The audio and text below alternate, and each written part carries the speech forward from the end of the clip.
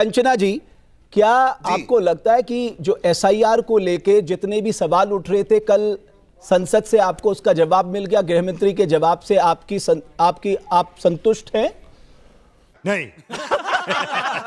रमेश जी, मैं तो आपसे भी और हमारे भाई सिद्धार्थ जी से भी, इनसे भी सवाल पूछ रही हूँ कि जब यह सवाल पूछा गया सदन में, राहुल जी ने पूछा और अखिलेश जी ने पूछा और तमाम विपक्षी दल के नेताओं ने पूछा कि सीजीआई को क्यों हटाया गया।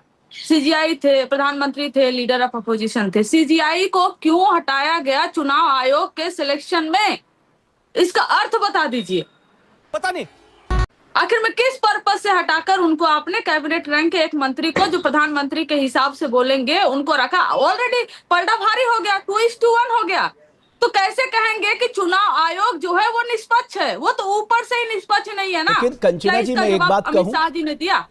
कंचना जी, मैं एक बात कहूं, लेकिन ये भी तो सच है ना कि 2023 से पहले जो तत्कालीन सरकार होती थी वो अपने रिकमेंडेशन से चुनाव आयुक्त को सिफारिश कर देती, राष्ट्रपति उनको नियुक्त कर देते थे। भाई तब तो कोई प्रोसीजर भी नहीं था। अब वही है ना कि जो क्या ये जो 75 साल की बात करते हैं रमेश जी, कि 75 साल पहले 1947 में ये नहीं हुआ, तब ये नहीं हुआ। जो चुनाव आयोग हुआ करते थे, आप सब भी, आप तो बहुत जो है कि वरिष्ठ पत्रकार हैं, आपको भी मालूम है। हमको नहीं पता। कारण यह है कि इसी देश में अच्छे से अच्छे भी चुनाव आयुक्त हुए हैं, मुख्य चुनाव आयुक्त अच्छे से अच्छे हुए, लेकिन इस बार के जो चुनाव आयुक्त हैं वो क्या जवाब देते हैं? जब आप सीसीटीवी कैमरे की फोटोज मांगते हैं, अपनी माताओं और बहनों का फोटोज देखना चाहिए क्या, वीडियो मांगना चाहिए क्या? तो क्या आपने माताओं और बहनों से पूछकर वो सीसीटीवी कैमरा इंस्टॉल किया था? अरे बेडरूम का फोटोज नहीं मांगा जा रहा है, बूथ का फोटोज मांगा जा रहा है। तो इस तरह के चुनाव आयुक्त आज के पहले नहीं हुए हैं। अगर सिद्धार्थ जी के पास जवाब है तो बता देना। अभी सिद्धार्थ जी आप जवाब दीजिए। ठीक है कंचना जी, सिद्धार्थ जी जवाब देंगे, फिर मैं आता हूं। अभी बदत है भाई, अभी बदत है। मैं कंचना जी का पहले तो साधुवाद करता हूं। कंचना जी ने खुद एडमिट किया कि कांग्रेस पार्टी पहले चुनाव आयोग का और चुनाव आयोग का दुरुपयोग करा करती थी। चुनाव आयुक्त को लगा करके कहा करती थी कि आरजेडी जो उनके विपक्ष में थी तब, या हार जाएंगे। ऐसा दुरुपयोग कांग्रेस पार्टी इतिहास में करती आई है और यह कोई छुपी हुई बात नहीं है। कैसे चार देश के मुख्य चुनाव आयुक्तों को चुनाव लड़वाया, राज्यसभा में भेजा, उनको पोस्ट रिटायरमेंट बेनिफिट्स दिए। यह कांग्रेस पार्टी की आदत थी और राज्यसभा का मेंबर बना के बैठाते थे ताकि वो उनको फायदा दे सके। पर रही बात, आपने दो मुख्य बातें पूछी, मैं दोनों का उत्तर दे रहा हूं। कंचना जी, आप सीसीटीवी फुटेज लेना चाहती हैं? नहीं। बिहार चुनाव की लेना चाहती हैं? आप आज ले सकती हैं, कोई आपको नहीं रोकता। समस्या यह है कि देश का संविधान 45 दिन की एक लिमिट बताता है। कब किस चीज की? आपके इलेक्शन अपील की। आप कहती हैं कि इलेक्शन अपील की तो जो अवधि है वो 45 दिन रहनी चाहिए, पर सीसीटीवी में 3 साल बाद भी मांग सकती हूं। यह देश का तरीका नहीं है। आपको लेना है, आज लेना है, बिल्कुल जाकर के लीजिए। पहली बात। दूसरी बात, आपने वहां प्रश्न पूछा गया क्यों हटा दिया गया, सीजीआई को क्यों हटा दिया गया? यह सबसे बड़ा भ्रम है जो विपक्ष पूरे देश में फैलाना चाह रहा है। इस देश के अंदर चुनाव आयुक्त की प्रक्रिया को लेकर के यूपीए के काल में एक ही प्रक्रिया थी, जिसको मन में किया, पीएमओ ने जिसकी रिकमेंडेशन भेजी, वो सीधे बना दिया जाएगा। अरे बाप रे, ये तो धोती खोल रहा है। कंचना जी जवाब दीजिए, फिर मैं आता हूं। कि मैं, सिद्धार्थ जी कह रहे हैं कि संविधान कहता है 45 दिन में डिस्ट्रॉय कर देना चाहिए। भाई कौन सा संविधान कहता है? संविधान में कहाँ लिखा हुआ है? आपके बनाए हुए तत्कालिक कुछ नियम को संविधान नहीं हो जाता है। सिद्धार्थ जी, आपने नियम बना दिया कि 45 दिन बाद सीसीटीवी फोटोज डिस्ट्रॉय कर दिए जाएंगे। आपने नियम बना दिया कि जो ये होंगे इलेक्शन कमिश्नर होंगे, मुख्य चुनाव आयुक्त होंगे, उस पर आप कोई एफआईआर नहीं कर सकते। आपने पूरी तरह से उनको इम्यून कर दिया, पूरी तरह से उनको प्रोटेक्शन दे दिया। मुंह से सुपारी निकाल के बात कर रहे बाबा। इसके मुंह में पैदाशी सुपारी है, ये तोतला है। और क्या नतीजा है? संसद में बहस चल रही है ना, संसद में बहस, जब अखिलेश जी बोल रहे हैं लखीमपुर खीरी का, जब उन्होंने उदाहरण देना शुरू किया तो सभापति स्पीकर जी क्या कर रहे हैं? नहीं, सिर्फ वंदे मातरम, सिर्फ वंदे मातरम, वंदे मातरम पे बोलिए, आप उदाहरण नहीं दीजिए, आप इससे मत भटकिए, आप उससे मत भटकिए।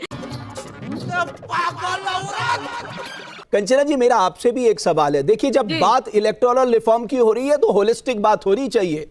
जब लालू प्रसाद यादव को 2 साल से ज्यादा की सजा मिली तो आरजेडी के दबाव में कानून लाने की बात हो गई कि साहब सुप्रीम कोर्ट के कानून को नल एंड वॉइड किया जाए, ये कानून लागू नहीं हो सकता। कौन चाहता है साहब इस देश में रिफॉर्म करना? मुझे बताइए, आप सारे राजनीतिक दल बैठे, कौन चाहता है? देखिए, देखिए, सबसे पहले बात की लालू जी की जो आपने सजा की बात की, 2 साल की सजा की बात सरकार की, ऑर्डिनेंस लालू लाना जी चाहती पे थी, मनमोहन 13 सरकार। नहीं, सुन लीजिए, नहीं 13 दिन का, जब अटल बिहारी वाजपेयी जी की सरकार आई थी, सबसे पहले एफआईआर लालू जी पर हुआ था। तो लालू जी के खिलाफ जितने भी एफआईआर हुए वो समय दर समय वो राजनीतिक षड्यंत्र के तहत हुए। और भारतीय जनता पार्टी जब आई, चुनाव आते ही क्यों ईडी सीबीआई पहुंचती है भाई? अब 5 साल तक ईडी और सीबीआई सोती रहेगी। लेकिन कंचना जी, ये तो यूपीए सरकार के दौरान हुआ, इसका क्या लेना देना है एनडीए सरकार से? बात तो सही है। मैं तो यूपीए सरकार के दौरान की बात कर रहा हूं, जब राहुल जी ने वो ऑर्डिनेंस फाड़ दिया था। मुझे वो प्रेस कॉन्फ्रेंस याद है आज भी। अजय माकन साहब उनके बगल में बैठे थे, अगर आपको याद हो तो। रमेश जी, मुझे बिल्कुल अच्छे से याद है। प्यारी समझ गई। अगर लालू जी इस तरह के कानून अपने प्रोटेक्शन के लिए बनवाते तो उस समय नहीं बनवा लेते, जिस समय वो ताकतवर थे। ऐसा नहीं है जिस तरह के आप पोर्ट्रे करना चाह रहे हैं। नहीं, कंचना जी, आप गलत लेगी मेरी बात को। मैंने कहा जब कोर्ट का डिसीजन आया, कोर्ट के डिसीजन को नल एंड वॉइड करने के लिए ऑर्डिनेंस लाने की तैयारी थी। उस ऑर्डिनेंस को फाड़ा था, पब्लिकली फाड़ा था राहुल गांधी जी ने। बहरहाल सुजाता जी, मैं आपसे जानना चाहता हूं, क्या वाकई राजनीतिक दल, देश के सभी राजनीतिक दल इस देश में चुनाव सुधार लागू करने को गंभीर हैं? मैं तो राजनीतिक विश्लेषक किसी पार्टी से नहीं हूं, तो एक क्रोनोलॉजी समझते हैं। आप देखिए कि पिछले जितने साल में संसद चल ही नहीं पाई है। क्यों नहीं चल पाई है? पता नहीं, क्योंकि हर बार एक नैरेटिव लेके आया गया, चाहे वो पेगासस हो, राफेल हो, अदानी हो, हिंडनबर्ग हो, मतलब 1000 चीजें हो, और अभी एसआईआर हो गया। तो हमेशा एक नैरेटिव खड़ा किया जाता है। ये स्टेप 1 होता है, उसको बड़ा किया जाता है। Democracy is dead, economy is dead, Trump के सामने झुक गए, वगैरह वगैरह। उसके बाद अगर वो दूसरा हो, उसके बाद ऑपोजिशन अपने आप को विक्टिम कार्ड कर देता, खास करके राहुल गांधी और कांग्रेस पार्टी। मैं इसलिए नहीं जीत रहा हूं क्योंकि एसआईआर ठीक से एसआईआर हुआ, क्योंकि इलेक्शन कमीशन मिला हुआ। लेकिन वही इलेक्शन कमीशन जब तेलंगाना में, हिमाचल में, कर्नाटका में आपके साथ होता है, नतीजा आपके पक्ष में होते, तो एसआईआर, तो फिर इलेक्शन कमीशन ठीक होता है। ये बड़ी अच्छी बात कही आप। कंचना जी से मैं पूछना चाहती हूँ, यहाँ पे घुसपैठियों के अधिकार पे वो बहुत, उनकी पार्टी रोना रो रही है और वोट अधिकार की बात कर रही है। अपने घर में जो बेटी का अधिकार छीन गया है, उस पे कंचना जी ने कितनी बार आके टीवी डिबेट पे बोला कि भाई मुझे दुख हो रहा है कि घर की बेटी रोहिणी आचार्य को निकाल दिया गया है। मेरी रोहिणी आचार्य से राजनीतिक मतभेद है, लेकिन मैंने उनके लिए लिखा और उस बात को रोहिणी आचार्य अभी बताइए ना कितने घुसपैठिए मिले। अगर एक भी घुसपैठिए मिले हो, बांग्लादेशी घुसपैठिए अगर बिहार में मिले हो तो आप बताइए। और सबसे बड़ी बात, भाई घुसपैठियों को रोकेगा कौन? हम तो नहीं रोकेंगे ना, हम तो अपोजिशन में हैं और हम ला भी नहीं सकते क्योंकि हमारे हाथ में बॉर्डर की सुरक्षा नहीं है। तो भाई जिसके हाथ में बॉर्डर की सुरक्षा है, जिसके हाथ में गृह मंत्रालय है, वो रोकेगा और वही घुसपैठियों को पकड़ेगा और निकालेगा। चुप हो जा, सातवीं फेल, चुप। क्योंकि आप लगातार चुनाव पे चुनाव हार रहे हैं, इसलिए आप सारा ठीकरा अपनी लीडरशिप के बजाय एसआईआर पे फोड़ रहे, ईवीएम पे फोड़ रहे। नहीं तो मैं तो सिद्धार्थ जी से पूछना चाहूंगी कि 50 से ज्यादा जो बीएलओस की मौत हुई है, जो आत्महत्या किए हैं या हार्ट अटैक आया है या प्रेशर में अपनी जान ले लिए हैं या शादी में अपने नहीं पहुंच पाए हैं, उन बीएलओ का ठीकरा कहाँ फोड़ा जाए? उन बीएलओ के परिवार वाले किसको गुनाहगार बोले? आपको, सरकार को, इलेक्शन कमीशन ऑफ इंडिया को, हमें खुद को, किसको बोले? यह भी आप बता दीजिए ना। बीएलओ के मसले में बात करना, क्योंकि काफी भ्रांतियां फैलाई जा रही हैं।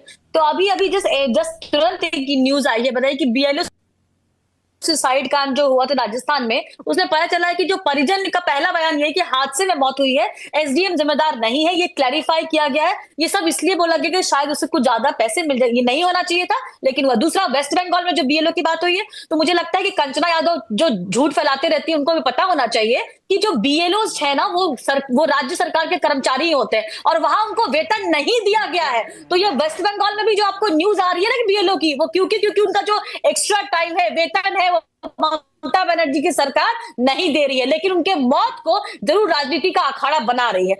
बात तो सही है। नतीजा किसके हाथ में था?